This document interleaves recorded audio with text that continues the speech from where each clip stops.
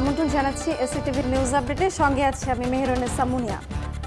কাল পবিত্র ঈদুল আজহা, ত্যাগের মহিমায় সারা দেশে উদযাপিত হবে মুসলিমদের সবচেয়ে বড় ধর্মীয় উৎসব। সকালে নামাজ আদায় শেষে সামর্থ্যবানরা কুরবানি দেবেন পছন্দের পশু। পবিত্র ঈদুল আজহার ত্যাগের মহিমায় উজ্জীবিত হয়ে দেশ ও জনগণের কল্যাণে কাজ করতে সবার প্রতি আহ্বান জানিয়েছেন প্রধানমন্ত্রী শেখ হাসিনা। অডিও ভিডিও বার্তায় শেখ হাসিনা বলেন, ঈদুল আজহার শিক্ষা ধারণ করে দেশ ও মানুষের কল্যাণে কাজ করি। প্রধান জামাতের জন্য প্রস্তুত জাতীয় ঈদগাহ। এছাড়া রাজধানীর সব মসজিদে সকাল 7টা থেকে শুরু করে 9টা পর্যন্ত দফায় দফায় আদায় হবে ঈদের নামাজ। পরিস্থিতি পর্যবেক্ষণ সহ 5 স্তরের নিরাপত্তা আইন শৃঙ্খলা বাহিনীর কয়েক হাজার সদস্য প্রস্তুত থাকবে। জাতীয় ঈদগাহ মাঠের নিরাপত্তা ব্যবস্থা দেখে এসব কথা জানান ডিএমপি কমিশনার ও র্যাবের মহাপরিচালক। রাত পোহালি ঈদুল আজহা, প্রিয়জনের সাথে আনন্দ ভাগাভাগি করতে ঈদের আগের দিনও রাজধানী ছাড়ছেন অনেক মানুষ। ঢাকার সদরঘাট এবং কমলাপুর রেল স্টেশনে দেখা গেছে যাত্রীদের উপচে পড়া ভিড়। এদিকে শেষ মুহূর্তে কুরবানির পশু কিনতে হাটে হাটে ঘুরছেন ক্রেতারা। দরদামে মিললেই কিনছেন কুরবানির পশু। বাংলাদেশ কারো সঙ্গে কখনো নতজানু আচরণ করেনি জানিয়ে আওয়ামী লীগের সাধারণ সম্পাদক ওবায়দুল কাদের বলেছেন, মিয়ানমার সীমান্তে কঠোর নজরদারি করা হচ্ছে। রাজধানীর ধানমন্ডিতে রাজনৈতিক কার্যালয় সংবাদ সম্মেলনে তিনি একথা বলেন। অবৈধভাবে ক্ষমতায় আছে বলেই সীমান্ত সার্বভৌমত্ব ঝুঁকির মধ্যে থাকলেও তা রক্ষার দায়িত্ব সরকার পালন করছে না।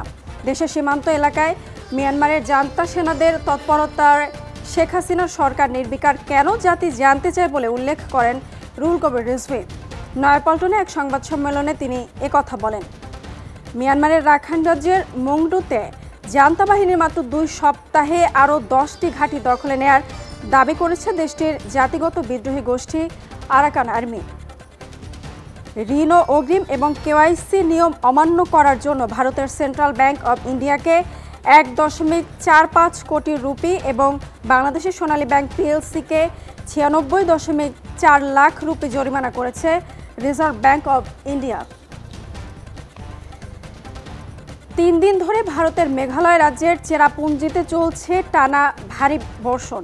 সেখানে রেকর্ড 513 মিলিমিটার বৃষ্টিপাতের প্রভাবে অস্বাভাবিকভাবে বাড়ছে সুনামগঞ্জের বিভিন্ন নদীর পানি। ইতোমধ্যে প্লাবিত হয়েছে বেশ কয়েকটি গ্রাম। সুনামগঞ্জের ছাতকে গত 24 ঘন্টায় পানি বেড়েছে 34 সেন্টিমিটার পর্যন্ত। এবারে দেশের বাইরের খবর। ইউক্রেন যুদ্ধ বন্ধে যুদ্ধ বিরতির জন্য যেসব প্রস্তাব দিয়েছেন রাশিয়ার প্রেসিডেন্ট ভ্লাদিমির পুতিন তা প্রত্যাখ্যান করেছেন ইটালি ও জার্মানির নেতারা। ইউক্রেন সংঘাতের অবসানের লক্ষ্যে সুইজারল্যান্ডে বেশ কয়েকটি দেশের শীর্ষ নেতারা এখন শান্তি সম্মেলনে অংশ নিচ্ছেন। এবারে মাঠে ময়দানের খবর। উয়েফা ইউরো চ্যাম্পিয়নশিপে বড় জয় পেয়েছে স্পেন। ক্রোয়েশিয়াকে 3-0 গোলে হারিয়েছে স্প্যানিশরা। আলবেনিয়ার বিপক্ষে 2-1 গোলে জয় পেয়েছে ইতালি। এদিকে হাঙ্গেরিকে 3-1 গোলে হারিয়েছে সুইজারল্যান্ড। শেষ করছে নিউজ আপডেট। এসিটিভির সবশেষ সংবাদ জানতে ভিজিট করুন www.actv.tv। ধন্যবাদ এতক্ষণ সঙ্গে থাকার জন্য।